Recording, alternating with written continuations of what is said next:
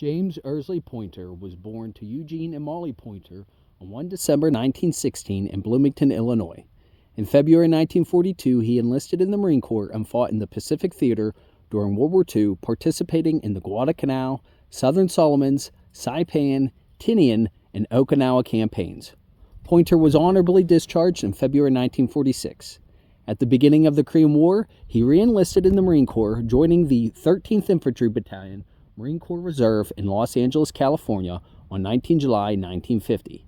He was assigned to Alpha Company, 1st Battalion, 7th Marine Regiment, 1st Marine Division, after the 7th Marines were activated on 17 August at Camp Pendleton, California. The regiment sailed for Japan on 1 September. 20 days later, the 7th Marines made an amphibious landing at Inchon, South Korea.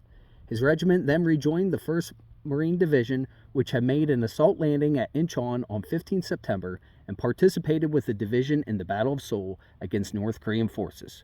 On 24 September, Poynter took command of one of the rifle squads in the company. 2 days later, his platoon commander led an assault and overcame a well-defended hill. The 7th Marine Regiment landed ashore next on Wonsan on 27 October. Afterwards, the 1st Marine Division, headed by the 7th Marines, were directed to march into North Korea to Hamhung, their objective, the Chosin Reservoir, a man-made lake. The 7th Marines were to proceed north to Hamhung to relieve a South Korean unit which had fought with Chinese Communist forces. Chinese troops entered North Korea on 19 October and launched an offensive on 25 October. On 2 November, the 7th Marines reached the South Koreans with little opposition.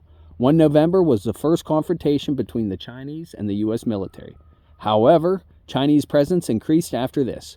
On 3 November, as Alpha Company was in a defensive position near Hamhung, 1st Lieutenant Frank Mitchell's platoon, of which Poynter was a member, was hit hard suddenly by the Chinese and almost overrun. Mitchell rallied his Marines to repel the attack, and although painfully wounded in the ensuing action, he refused to be evacuated until the danger of a serious breakthrough was averted.